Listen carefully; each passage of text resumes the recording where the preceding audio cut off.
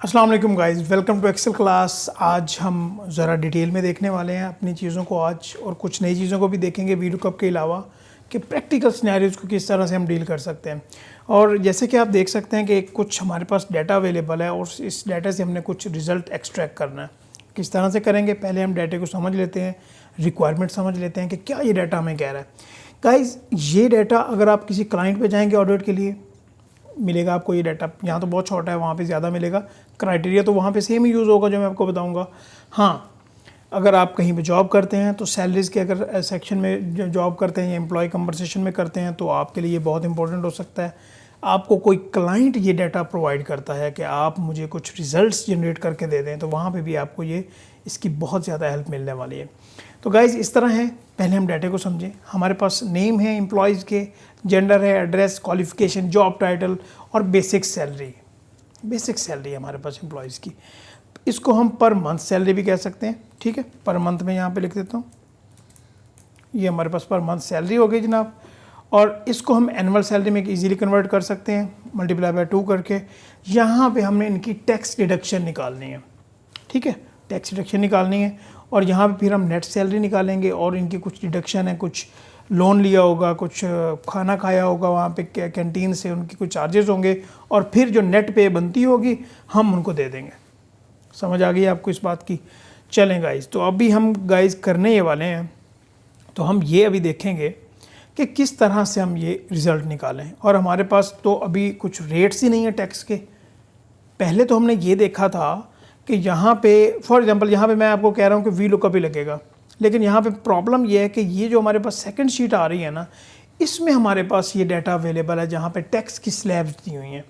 और उस टैक्स की स्लैब्स को आप ज़रा गौर से देखिए, इसमें लोअर लिमिट है, अपर लिमिट है। फॉर एग्जांपल किसी भी एक पर्सन की सैलरी अगर 14 लाख से 15 लाख के दरमियान है तो उसको फ़िक्स चार्ज भी लगेगा, उसको फ़िक्स टैक्स भी देना पड़ेगा और उसके ऊपर पर्टिकुलर अमाउंट और टैक्स रेट भी लगेगा। समझ आ गई इस बात की? 2 टैक्स लग रहे हैं, एक परसेंटेज लग रहा है और एक उसको फ़िक्स चार्ज लग रहा है। तो हमें इसको किस तरह से इनकॉर्पोरेट करना पड़ेगा कि हम अपना रिज़ल्ट पे पहुंच जाएं। अगर हम देखें, ये जो हमने इतनी लंबी चौड़ी लास्ट क्लासेस में ये देखा था कि हमारे पास ये कुछ प्रोडक्ट्स थी एम्प्लॉयज़ की, इसका डाटा या तो हमारे पास यहाँ पे राइट साइड पे अवेलेबल था या मैंने लास्ट क्लास में इसको नीचे लिख लिया था। एक ही शीट में था ना, एक ही शीट में वर्क बुक में। यहाँ पे क्या प्रॉब्लम है कि हमने जहाँ पे रिज़ल्ट प्रोड्यूस करने हैं वो है VL1, और इसका जहाँ से रिज़ल्ट हमने प्रोड्यूस करने के लिए डाटा रिक्वायर्ड है वो है शीट नंबर 2। तो अभी यहाँ पे हम क्या करें? 2 चीज़ें आपने बड़ी इंपॉर्टेंट यहाँ पे ख्याल रखना है कि एक तो जो हमने नाम देना सीखा था, अगर हम अपने डाटा को नाम दे देंगे तो हमारी ज़िंदगी एक बहुत ज़्यादा आसान होने वाली है।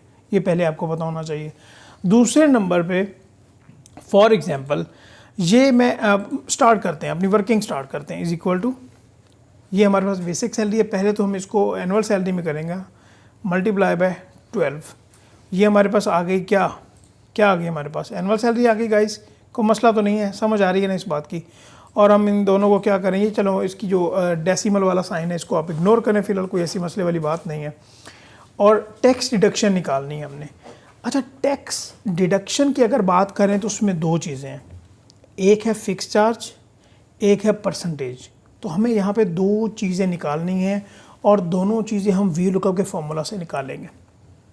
टैक्स रिडक्शन में 2 चीज़ें हैं बड़ी इंपॉर्टेंट। यहाँ मैं क्या करता हूँ, एक रो ऐड करता हूँ, कंट्रोल रो ऐड करने के लिए आपको क्या करना होगा, कहीं पे भी आके अगर आप कंट्रोल शिफ्ट और प्लस आप प्रेस करेंगे इकट्ठे तो ये हमारे पास ऑप्शन निकल आते हैं जिसमें अगर आप कोई सेल, कोई कॉलम, कोई रो इंसर्ट करना चाहें तो आप इजीली कर सकते हैं।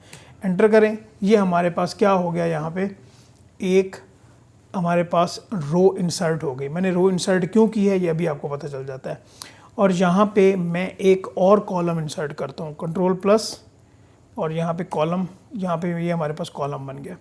यहाँ पे मैं लिखता हूँ परसेंटेज अमाउंट, परसेंटेज लिख देते हैं, परसेंटेज रेट। ठीक है, क्योंकि पहले तो हमें रेट का पता होना कि रेट क्या है। यहाँ पे फिर हमें लिखेंगे अमाउंट, टैक्स अमाउंट। ठीक है जी, यहाँ पे पहले हम रेट निकाल लेते हैं उसके बाद हम यहाँ पे टैक्स की अमाउंट निकाल लेंगे जो मल्टीप्लाई करके निकलेगा। ये बात समझ आ रही है, कोई मसला तो नहीं है ना इसमें। अच्छा, एक और भी यहाँ पे हमें कॉलम इंसर्ट करना पड़ेगा। वो कौन सा? ये तो है ना परसेंटेज के लिए, फिक्स चार्ज के लिए। मैं यहाँ पे एक और कॉलम इंसर्ट करता हूँ। ये लें जनाब, एक कॉलम और इंसर्ट कर दिया और यहाँ पे मैं लिख लेता हूँ फिक्स चार्ज। कंट्रोल C करता हूँ, कंट्रोल C, कंट्रोल V, और यहाँ पे फिक्स चार्ज। ये आपको बिल्कुल समझ आ जाएगी कि यहाँ पे हम कर क्या रहे हैं। ठीक है जी, तो ऐसी कोई मसले वाली बात नहीं है। अच्छा, ये हमारे पास पहले हम परसेंटेज रेट निकालने की कोशिश करते हैं, लेकिन एक और मसला है कि ये जो टैक्स डिडक्शन है ना, इसको सेंटर में आना चाहिए। ये बिल्कुल फिक्स चार्ज के ऊपर खड़ा है, इसकी प्रेजेंटेशन ज़रा सही नहीं है। लेकिन आपने एक बात नोट की है कि हम यहाँ पे परसेंटेज रेट भी निकाल लेंगे, उससे टैक्सेबल अमाउंट भी निकाल लेंगे, जो टैक्स की अमाउंट बनती है, फिक्स चार्ज भी निकाल लेंगे, फॉर्मूला से निकल आएगा। लेकिन टोटल टैक्स भी तो निकलना चाहिए ना यार। क्या मतलब हो गया कि यहाँ पे हमें एक कॉलम और इंसर्ट करने की ज़रूरत है। तो मैं क्या करता हूँ, यहाँ पे एक कॉलम और इंसर्ट करता हूँ, कंट्रोल शिफ्ट प्लस, और यहाँ पे कॉलम इंसर्ट कर दिया। यहाँ पे मैं लिख देता हूँ टोटल टैक्स अमाउंट। ठीक है जी, ये इस तरह से, ये हमारे पास एक किस्म की पूरी प्रेजेंटेशन बन गई। और मैं ये कहता हूँ कि भाई इसको जो है ना सेंटर में होना चाहिए, और इसको मैं पहले सभी को, क्योंकि ये चारों जो कॉलम मैंने बनाए हैं ये टैक्स डिडक्शन के रिलेटेड हैं, तो मैं यहाँ पे आके मर्ज एंड सेंटर कर देता हूँ। ये तो ये सेंटर में हो जाएगा। अच्छा, क्योंकि ये सबसे डिफरेंट है तो क्यों ना हम इनका कलर भी डिफरेंट कर दें। बिल्कुल, कलर भी डिफरेंट कर देते हैं। यहाँ पे कलर स्कीम में आते हैं और यहाँ पे मैं इसको कर देता हूँ ये कलर ठीक है, ये ठीक है, ये ठीक है जी। हम इसका ये कलर चेंज कर देते हैं। गाइस, ओके हो गया। अभी सबसे पहले हम परसेंटेज रेट निकालने के लिए वी लुकअप का फॉर्मूला तो हमने लगाना ही लगाना है। पहले मैं ये इस तरह कर लेता हूँ कि जो अपना टेबल है ना, इसको मैं नाम दे दूँ। पहले मैं देख लूँ मैंने किसी का नाम तो नहीं दिया हुआ। नहीं, किसी को नाम मैंने नहीं दिया हुआ। VL पे रोल पे चला जाता हूँ। और एक और इम्पोर्टेंट बात आपने याद रखनी है कि हमने जहाँ पे भी वी लुकअप लगाना है, ये वैल्यू हम सर्च करना चाहते हैं ना, लुकअप वैल्यू हमारी ये है ना, एनुअल अमाउंट, एनुअल सैलरी, इसको हमने उस टेबल में देखना है कि कहाँ पे आ रही है और उसके अगेंस्ट टैक्स रेट कितना बनता है या फिक्स चार्ज कितना बनता है। ये पॉइंट समझ आ रहा है? तो जहाँ से हमारी लुकअप वैल्यू स्टार्ट होगी उस टेबल में से, वहाँ से हमारा टेबल स्टार्ट होगा। हमने सीरियल नंबर कहीं पे भी नहीं देखना। ये मैंने पहली क्लासेस में आपको नहीं बता रहा, और इसीलिए मैंने यहाँ पे सीरियल नंबर इंसर्ट किया है कि हमें पता चले, अदरवाइज़ फॉर्मूला हमारा ठीक नहीं लगेगा। हमेशा हमारा जो टेबल अरे है वो वहाँ से शुरू होगा जहाँ पे हमारी लुकअप वैल्यू अवेलेबल है। तो जहाँ पे मिनिमम जो लोअर लिमिट है यहाँ से स्टार्ट हो रही है ना, तो मैं क्या करता हूँ, यहाँ पे आके control shift write down arrow, और यहाँ पे इसको नाम देते हैं हम टैक्स स्लैब का, टैक्स अंडरस्कोर स्लैब। ठीक है जी, और यहाँ पे हम एंटर कर देते हैं, इसका नाम आ गया। और VL पे रोल पे आते हैं और जहाँ पे परसेंटेज निकाल लेते हैं, is equal to V lookup, tab press करते हैं। हाँ, लुकअप वैल्यू क्या है? Annual salary. टेबल अरे क्या है? टेबल अरे है हमारा टैक्स स्लैब के नाम से। टैब प्रेस कर देते हैं। कॉलम इंडेक्स क्या है? और हमारे पास कॉलम इंडेक्स के लिए हम दोबारा वहाँ पे जाते हैं और एक बार देख लेते हैं कि हमारा है जहाँ पे हम 4 कॉलम। पहले हम निकालना चाहते हैं रेट, तो रेट कौन से कॉलम पे आ रहा है? चौथे नंबर पे। जो फिक्स चार्ज है वो तीसरे नंबर पे। ये आपने याद रखना है। दोबारा पहले वाली शीट पे आते हैं, और अगर आप पहले वाली शीट पे आना चाहते हैं शॉर्ट की मदद से कंट्रोल अप, कंट्रोल और पेज अप, ये आपको बटन नज़र आ जाएंगे, कंट्रोल पेज डाउन, इससे आप अगली शीट पे चले जाएंगे। कंट्रोल अप करता हूँ मैं यहाँ पे, is equal to V lookup, tab press की और लुकअप वैल्यू निकाल लेते हैं जनाब। ये है हमारी वी लुकअप, जो हम लुकअप वैल्यू लुक करना चाहते हैं, सॉरी। और टेबल अरे का हम नाम दे चुके हैं टैक्स स्लैब्स के नाम से। टैब प्रेस की। कॉलम इंडेक्स क्या है? रेट निकालना चाहते हैं तो चौथा है। 4 हमारा है जी कॉलम इंडेक्स नंबर, और यहाँ पे हमें अप्रोक्सीमेट मैच चाहिए, एग्जैक्ट मैच नहीं चाहिए, क्योंकि मिनिमम मैक्सिमम वाला चक्कर है, रेंज वाला चक्कर है। टैब प्रेस करेंगे और एंटर प्रेस कर देंगे। ये हमारे पास टैक्स रेट निकल आया जनाब, और यहाँ पे हम इसको ड्रैग डाउन कर देते हैं। टैक्स अमाउंट के हम निकाल सकते हैं, इसको ज़रा हम सेंट्रल लाइन कर दें। ठीक है, अच्छा ये सेंट्रल लाइन नहीं होगी क्योंकि पहले ये अकाउंटिंग में है। ठीक है, कोई प्रॉब्लम नहीं है, हम इसको परसेंटेज में कर दें। पहले ये परसेंटेज में हो गया, फिर अभी सेंट्रल लाइन हो गया। टैक्स अमाउंट किस तरह निकाल सकते हैं? Is equal to annual salary multiply by this rate, enter करें। ये हमारे पास रिजल्ट निकल आया। ठीक है ना, कोई मसला तो नहीं है? क्योंकि हमने एनुअल जो बंदे सैलरी ले रहे हैं उसी पे टैक्स लगाना है ना, तो बस इसी तरह हमने रिजल्ट निकाला है अपना। फिक्स चार्ज किस तरह निकालें? फिक्स चार्ज पे भी वी लुकअप लगेगा, फिक्स चार्ज पे भी वी लुकअप लगेगा। देखिए किस तरह, is equal to V lookup, हमारी लुकअप वैल्यू क्या है? एनुअल सैलरी, और टैक्स स्लैब हमारा है जी, हम नाम दे चुके हैं टेबल अरे को। कॉलम इंडेक्स इसमें क्या बनेगा? नंबर 3, यहाँ पे फिक्स चार्ज आ रहा था, नंबर 3 आ जाएगा। और यहाँ पे अप्रोक्सीमेट मैच या एग्जैक्ट मैच, अप्रोक्सीमेट मैच, और एंटर कर देंगे। कुछ नहीं आया क्योंकि हमारे वो क्राइटेरिया पे नहीं फॉल कर रहा होगा। हम यहाँ पे किसी एक वैल्यू को देख लेते हैं। फॉर एग्जांपल वहाँ पे ये 11,88,000 रुपये अगर बंदा सैलरी ले रहा है तो वो कहता है उसके ऊपर ये 10% भी लगेगा और ये 17,000 भी उसे देना पड़ेगा। तो हम जाके देखते हैं वी लुकअप में कि क्या ये ठीक है। यहाँ पे कहाँ पे आता है? इस स्लैब में फॉल करता है ना बंदा, वो 11,87,000 14 लाख के अंदर। देखें 17,500 भी लग रहा है, 10% भी लग रहा है।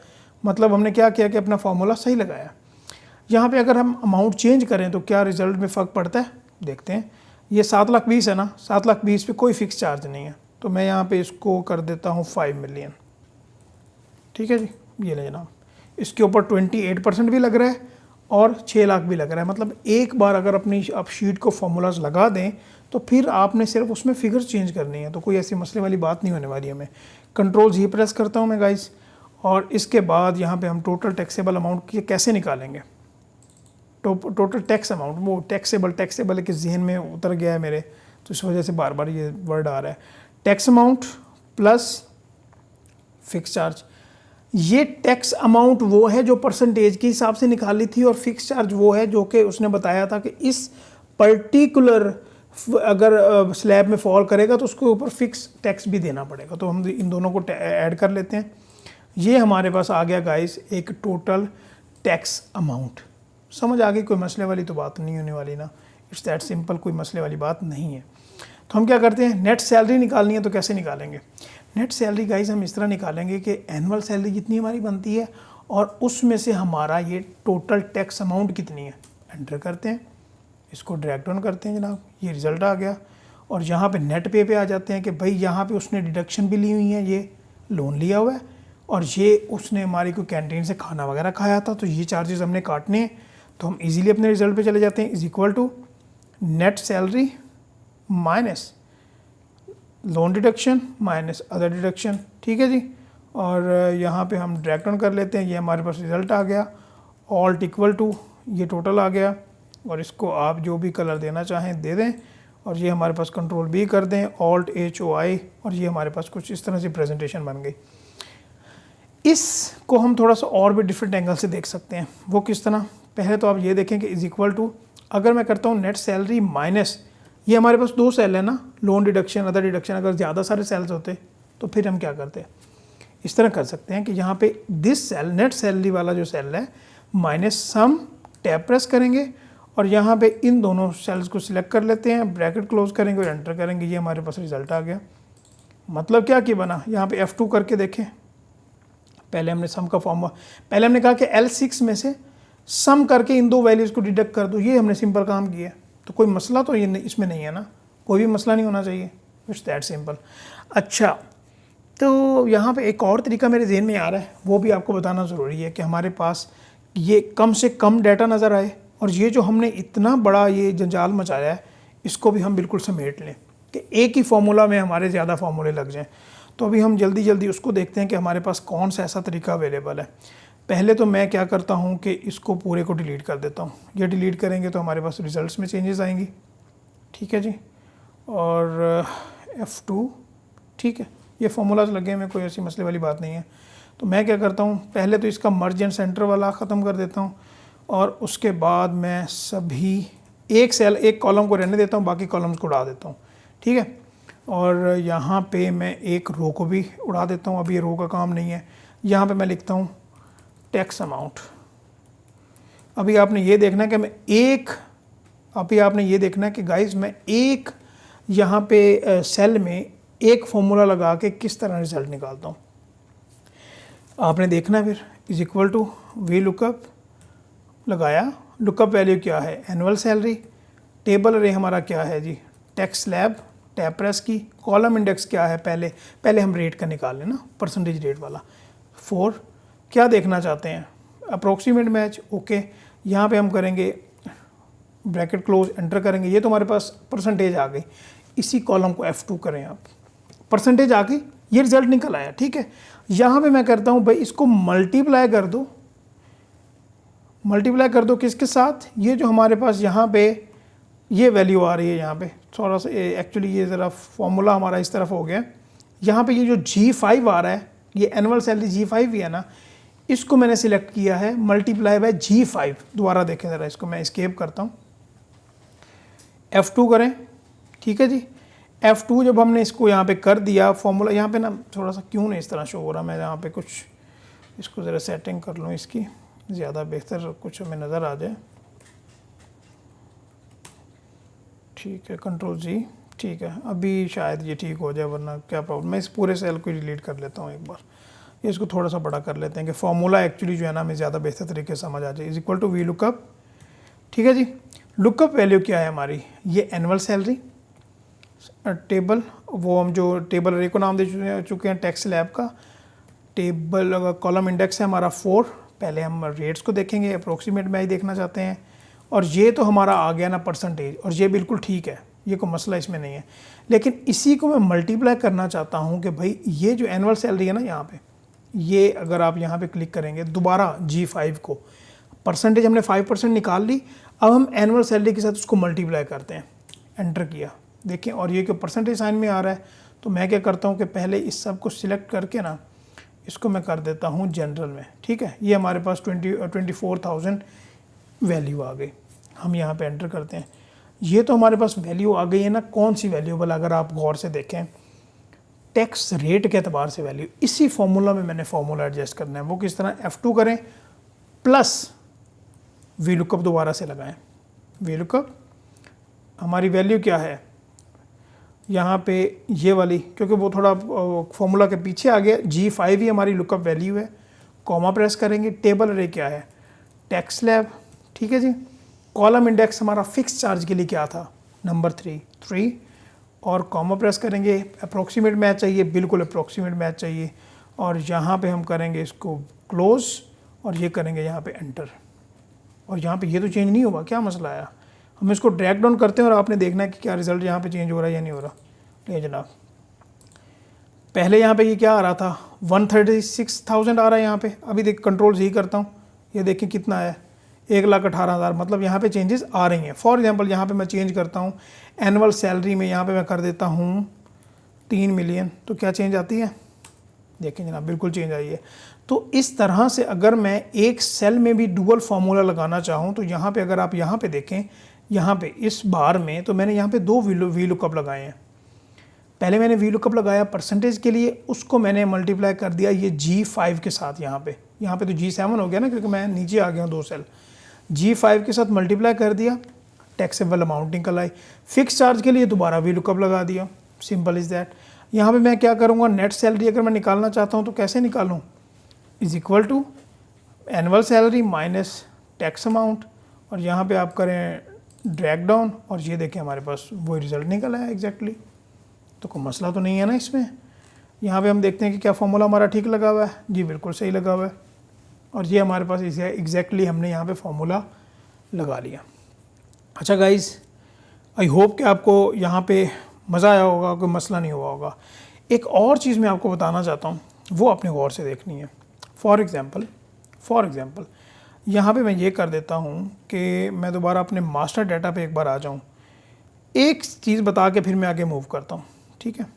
यहाँ पे मैं फॉर्मूला लगाता हूँ, is equal to V lookup, ठीक है जी, और लुकअप करो इस पेप्सी को, सॉरी मैंने पहले कॉमा क्यों लगाया है, लुकअप करो इस पेप्सी को, और फिर टेबल अरे जो है हमारा वो है, हम सिलेक्ट कर लेते हैं नीचे आके, क्योंकि मैंने वो नाम उड़ा दिए थे, इसको हम फिक्स कर देते हैं, कॉमा प्रेस किया, और यहाँ पे कॉलम इंडेक्स हमारा क्या है 2, और यहाँ पे हमें क्या चाहिए जी, एग्जैक्ट मैच चाहिए, टैब प्रेस किया, एंटर किया, ये हमारे पास रिजल्ट आ गया, ठीक है।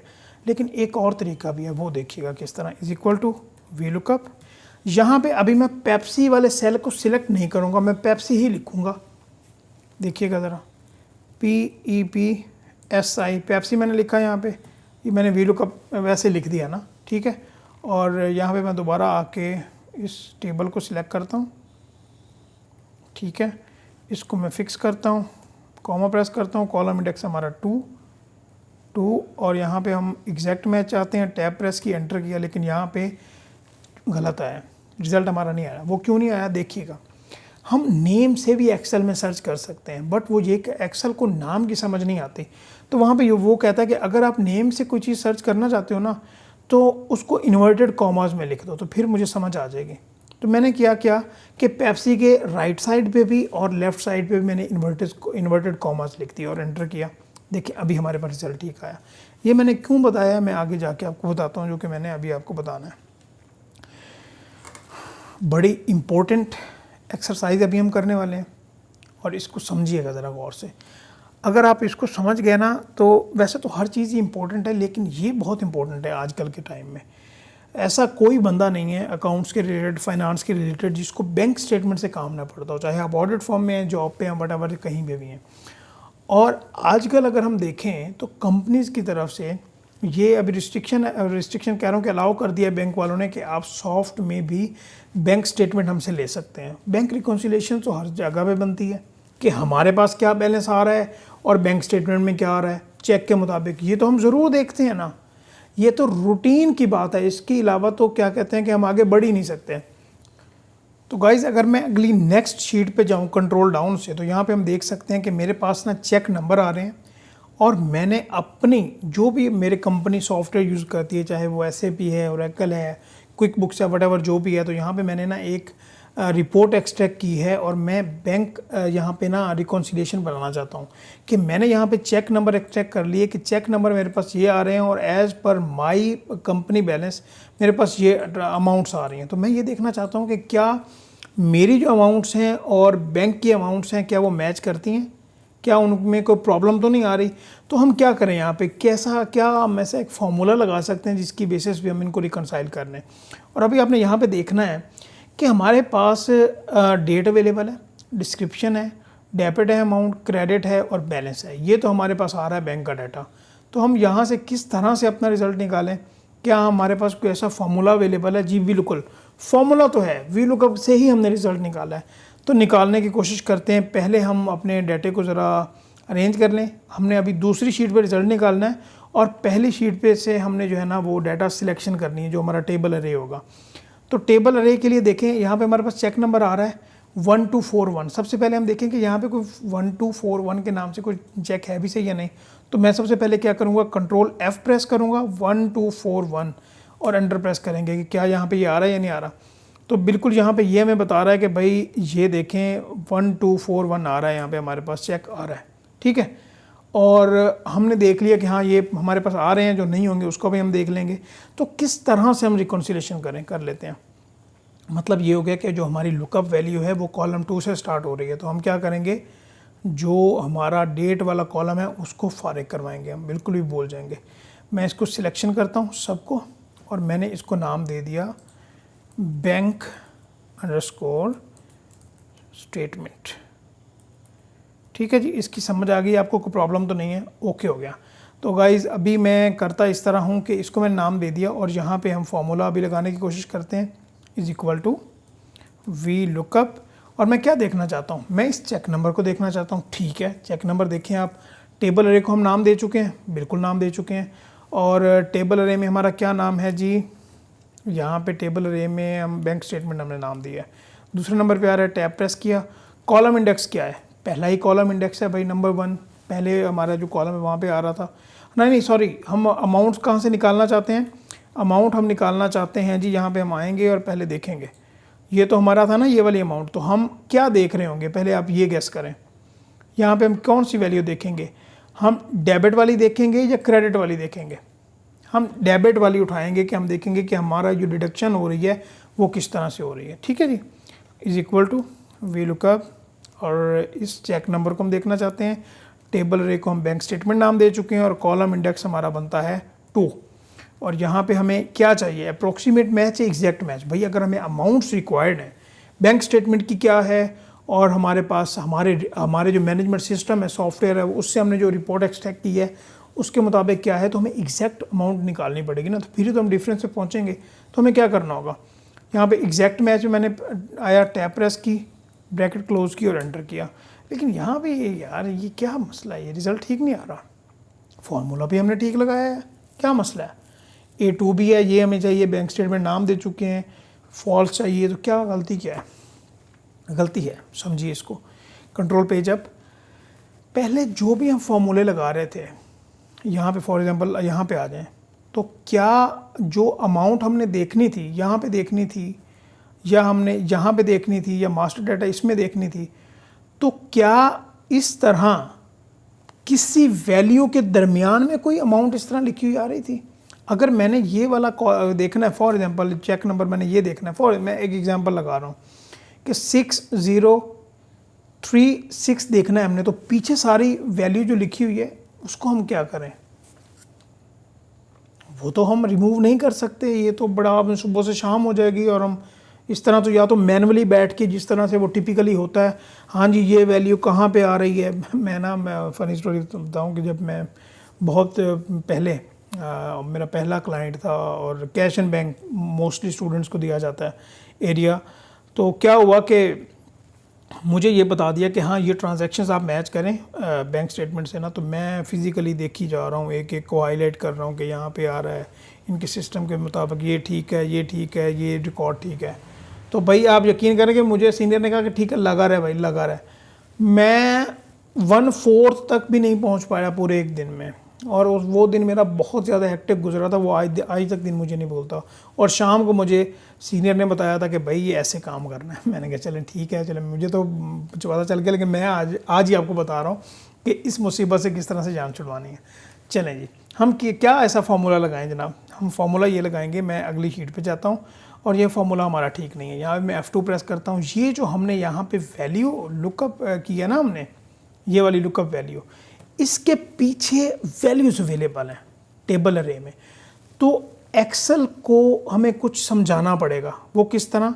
एक्सेल ये कहता है कि अगर कोई भी वैल्यूज़ अवेलेबल हो ना, तो उसके आगे और पीछे आप स्टेरिक साइन लगा देंगे ना, तो मैं समझ लूँगा कि हाँ अगर इसके आगे भी और पीछे भी कुछ भी हो, और दरमियान में अगर ये वैल्यू आ रही हो, तो इसको उठा लो, मतलब कि हमारा यहाँ पे जुगाड़ चल सकता है।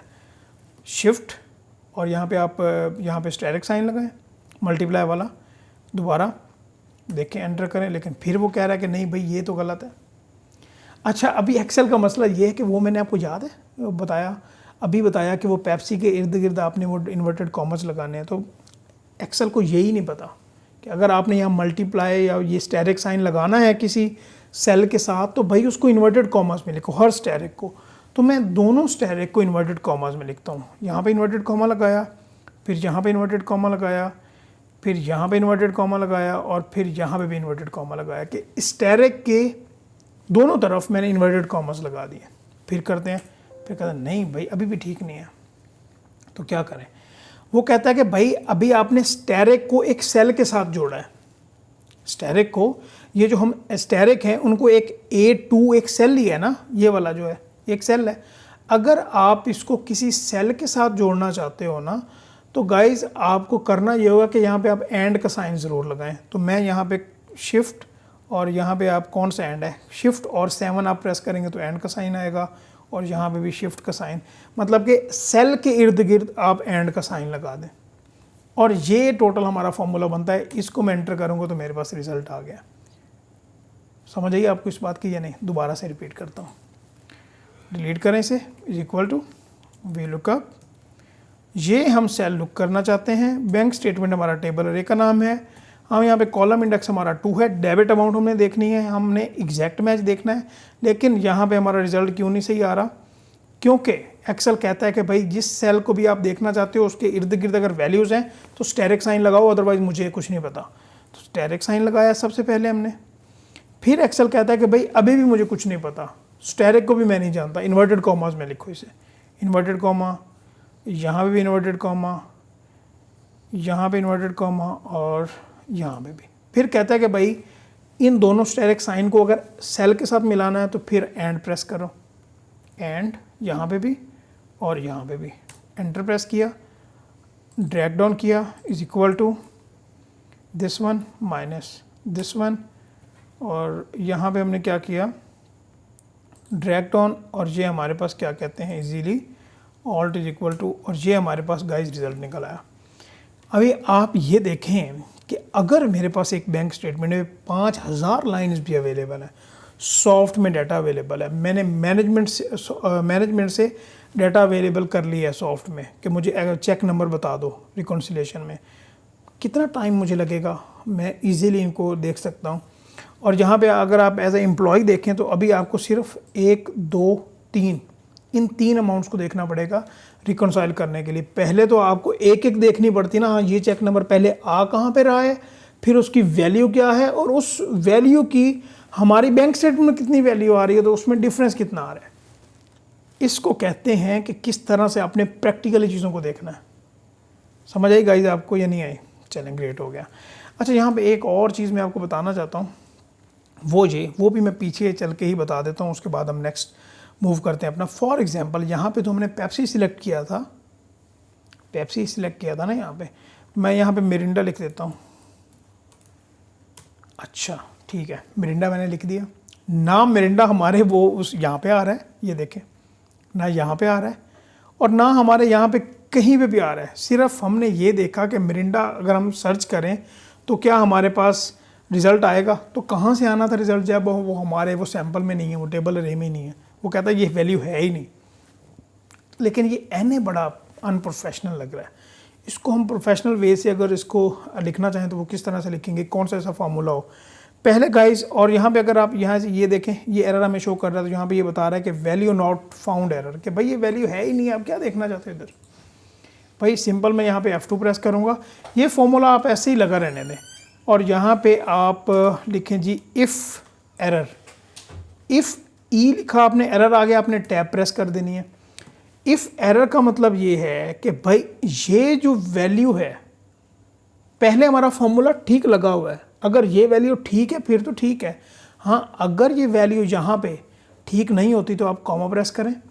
तो अगर एरर है यहाँ पे, आप यहाँ पे भी देख सकते हैं, मैंने अभी कॉमा लगाया है सिर्फ। इफ़ एरर टैब प्रेस करके पहले हमारा वैल्यू को लगा हुआ है जो हमारी करेक्ट वैल्यू है। अगर ये वैल्यू नहीं ठीक होती तो हमें क्या करना पड़ेगा, यहाँ पे आप लिखते हैं पैरेंथेसिस में, वो इन्वर्टेड कॉमर्स में, नॉट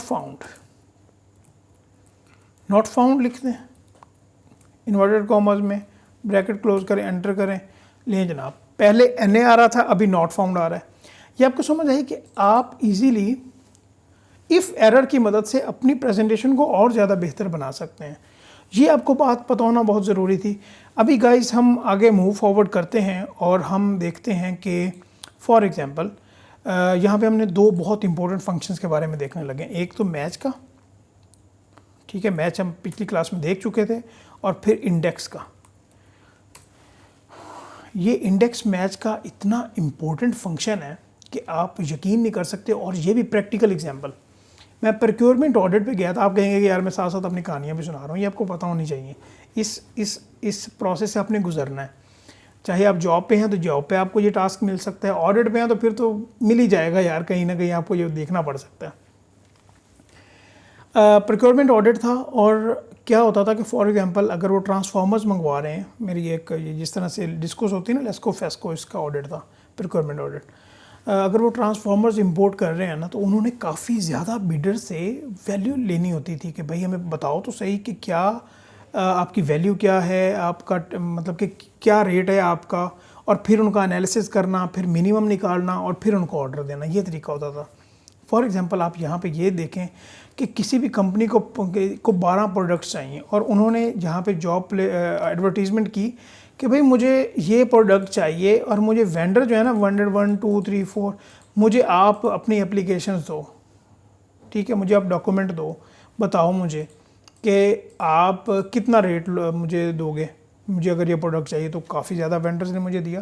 तो यहाँ से पहले हम देखेंगे सबसे लोएस्ट बिड क्या है, और फिर अगर हमें ये निकालना हो कि भाई वो वेंडर कौन सा था, तो फिर हमें क्या करना पड़ेगा। तो गाइज हम इजीली 2 फंक्शंस को यूज़ करके, 2 फार्मूलाज को यूज़ करके हम इंडेक्स मैच के ज़रिए इजीली हम ये पता कर सकते हैं कि कहाँ पे सबसे मिनिमम जो बिड थी वो किस बिडर ने हमें दी। वो कौन सा वेंडर था जिसकी सबसे कम बिड है। और आप एग्जांपल लगा लें, फॉर एग्जांपल हमें ये किस तरह से देखना पड़ेगा, जहाँ पे अगर हम लो बिड निकालना चाहें या मैक्सिमम बिड निकालना चाहें तो हम किस तरह से निकाल सकते हैं। Is equal to MIN minimum, tab press करें और ये कहता है कौन सा नंबर है आपका। ये हमारे पास डाटा है, यहाँ से आप मिनिमम हमें निकाल के दे दो। ये इसने मिनिमम हमें निकाल के दे दिया, तो ये तो कोई मसले वाली बात नहीं है, कोई प्रॉब्लम ही नहीं है ना, सही है ना। अच्छा, फॉर एग्जांपल मैक्सिमम को निकालना चाहते हैं MAX, तो आप टैब प्रेस करें और आप इसीलिए यहाँ पे ये निकाल सकते हैं डाटा। तो ये भी आपको पता हो गया कि मिनिमम मैक्सिमम आप किस तरह से निकाल सकते हैं। अच्छा, मैं आपको एक एग्जांपल दूं। फॉर एग्जांपल मैं ना वो सोशल मीडिया पे देख रहा था कि दो फ्रेंड्स हैं ना, एक बेचारे की आंखें नहीं हैं और दूसरा वो ना फुटबॉल का कोई मैच था, तो वो उसे बता रहा था कि भाई अभी ये गोल हो रहा है, ये प्लेयर इस तरह कर रहा है। तो मैंने कहा चलो ये एग्जांपल यहाँ पे फिट होती है कि यहाँ पे ये दो फार्मूलाज में जो यूज़ कर रहा हूँ ना, एक को पता है कि काम करना कैसे है और दूसरा जो है ना वो कर नहीं सकता, वो बता सकता है। मतलब कि ये दोनों फार्मूले एक दूसरे की हेल्प के साथ यूज़ होते हैं और यहाँ से हम किस तरह से अपने रिजल्ट की तरफ जा सकते हैं वो ज़रा आपने गौर से देखना है। तो वो इस तरह से हो सकता है कि पहले तो हम सबसे लो बिड निकाल लें, is equal to MIN, tab press करते हैं और सबसे यहाँ पे जो मिनिमम बिड बनती है वो हम निकाल लें और यहाँ पे हम ड्रैग डाउन कर दें। अच्छा, यहाँ पे एक और बात देखें कि अगर हमने इसको ड्रैग डाउन करना है तो हमें कुछ फिक्स करने की ज़रूरत है क्या। पहले आप सोचें 5 सेकंड कि क्या हमें यहाँ पे फिक्स करने की ज़रूरत है, क्या है? नहीं, वो क्यों नहीं है। देखिए कि अगर मैंने इसे ड्रैग डाउन नीचे की तरफ करना है तो भाई ये नीचे सेल भी, ये भी तो साथ हो रहा है ना, नीचे F2 प्रेस करेंगे तो इस लो बिड को तो यहाँ से देखना है ना, यहाँ से तो सिर्फ फिक्स करके नहीं देखना। समझ आ गई आपको इस बात की? चलें, ग्रेट हो गया। मैच का फंक्शन हमने अपने ये एम्प्लॉयज़ वाले डाटा पे यहाँ पे देख लिया था कि किस तरीके से हमने मैच का फंक्शन लगाना है। आज हम दोबारा यहाँ पे इसको देखते हैं और यहाँ से एक बड़ा बेहतरीन, आप कह लें कि ये जो मैंने अभी आपको ये पेरोल वाला और मैंने आपको ये बैंक स्टेटमेंट वाला और ये इंडेक्स मैच वाला, ये आज फंक्शन हम जिनके ऊपर वर्किंग कर रहे हैं गाइस, ये बड़े इंपॉर्टेंट फंक्शन है, बहुत इंपॉर्टेंट फंक्शन है और नेक्स्ट क्लास हमारी और ज़्यादा इंपॉर्टेंट होने वाली है। अभी हम अपने ऐसे समझ लें कि अभी हमने जो है ना अपना प्रैक्टिकल लाइफ की तरफ एक कदम रख लिया। तो हम क्या करेंगे, यहाँ पे सबसे पहले मैच का फॉर्मूला मैं लगाता हूँ MATCH। मैच किसको करना चाहते हो, मैच, टैब प्रेस करते हैं। भाई ये हमारी है लुकअप वैल्यू, सबसे जो लो बिड है। पहले कॉन्सेप्ट समझिएगा कि हम करना क्या चाहते हैं। चलें सबसे पहले हम मैच कर लेते हैं, कोई मसले वाली बात नहीं है। भाई मैं लो बिडर को देखना चाहता हूँ कि लो बिडर कौन है, ठीक है, और लो बिड वाला नंबर कौन सा है, कौन से नंबर पे आ रहा है। मैच, कॉमा प्रेस किया, लुकअप अरे क्या है आपका, ये मेरा लुकअप अरे है, इसमें से देखो कि ये वैल्यू जो है वो कौन से नंबर पे आ रही है। एग्जैक्ट मैच देखना है और टैब प्रेस कर दें और एंटर प्रेस कर दें और यहाँ से ड्रैग डाउन करें। ज़रा पॉइंट समझिएगा, मैं ये देखना चाहता हूँ कि वेंडर वो कौन सा है जिसकी बिड सबसे कम है। सबसे पहले मैं ये देखूंगा कि लो बिड सबसे किसकी है और फिर यहाँ से मैं इस तरफ जाऊँगा। फॉर एग्जांपल ये पहले नंबर पे कह रहा है ना, ये वाली, ये पहले नंबर पे है, तो मैं ये देखूंगा कि यहाँ तक ये इस एरिया को अगर मैं थोड़ा सा कलर चेंज कर दूँ हमारी अंडरस्टैंडिंग के लिए, क्योंकि ये बहुत इंपॉर्टेंट हम चीज़ डिस्कस करने वाले हैं और इसका पता होना हमें बहुत ज़्यादा ज़रूरी है। देखिएगा ज़रा गौर से, मैं इस सब को उड़ा रहा हूँ, उड़ा दिया मैंने। अगर मैं ये देखना चाहूँ कि वेंडर फॉर लोअर बिड कौन सा है तो मुझे क्या करना पड़ेगा, मुझे ये करना पड़ेगा सबसे पहले मैं देखूँगा कि लो बिड कौन सी है। ये मैंने निकाल ली मिनिमम 38.99 फंक्शन आपने देखना है। अभी मैं इस लाइन में से मैंने देखना है ना, इस लाइन में से मैं देखूंगा ये 38.99 कहाँ से आ रहा है। मैं इधर से शुरू करूँगा और ये जाऊँगा इधर इधर इधर इधर, ये पहले नंबर पे आ रहा है। ज़रा एक सेकंड के लिए सोचिए कि यहाँ पे हमने वी लुकअप क्यों नहीं यूज़ किया। वी लुकअप वर्टिकली देखता है और फिर लेफ़्ट टू राइट देखता है, अगर आपको समझ आ रही हो। लेकिन जहाँ पे क्या हो रहा है कि हमने मिनिमम पहले निकाल ली और हमने राइट से लेफ़्ट की तरफ देखना है कि हाँ इस रो में कहाँ पे आके वो वैल्यू है, और फिर उस लेफ़्ट से राइट देख के फिर हमने वेंडर देखना है। ये हमारे पास वेंडर की लिस्ट आ रही है। किस तरह, ज़रा एक देखिएगा, यहाँ पे अगर मैंने ये वैल्यू फॉर एग्जांपल मैंने ये देखना है, ठीक है, और हाँ इसका मैं कलर चेंज कर दूँ ज़रा, ये है, ठीक है, इसको मैंने देखना है तो मैंने इसको इस लाइन में से देखना है। इसका भी मैं कलर चेंज कर देता हूँ, ठीक है। इस लाइन में से अगर देखना तो ये कहाँ पे आ रहा है 32.65 कहाँ पे आ रहा है। 32.65 आ रहा है ये यहाँ पे, इसका भी मैं कलर चेंज कर दूँ, ये मैंने देख लिया, ठीक है जी। और फिर मुझे ये देखना होगा कि जब मैंने ये देख लिया कि इस लाइन में इस नंबर पे ये है सबसे लोअर बिड वाला, ऊपर जाके देखना पड़ेगा कि हाँ अभी ये बताएं मुझे कि ये वेंडर कौन सा है। मतलब हम इस तरह गए और फिर हम इस तरह गए, समझ आइए आपको बात की या नहीं, ये बात क्लियर हुई है आपको या नहीं? पहले ये बताएं कि हमने इस तरह मूव किया, पहले हमने इस लाइन में अपना मिनिमम वैल्यू तलाश की और फिर उस वैल्यू के अगेंस्ट हमने ऊपर की तरफ देखा कि ये वेंडर कौन सा है। तो हमने यहाँ पे क्या किया है, सबसे पहले लोअर बिड निकाल ली। हम यहाँ से अभी मैच से हम इसका नंबर निकालेंगे, is equal to MATCH match, tab press करते हैं और हमारी लुकअप वैल्यू लो बिड है जो हम पहले निकाल चुके हैं, कॉमा, उसके बाद हमारी लुकअप रे क्या है, ये हमारा लुकअप रे है जी, ठीक है।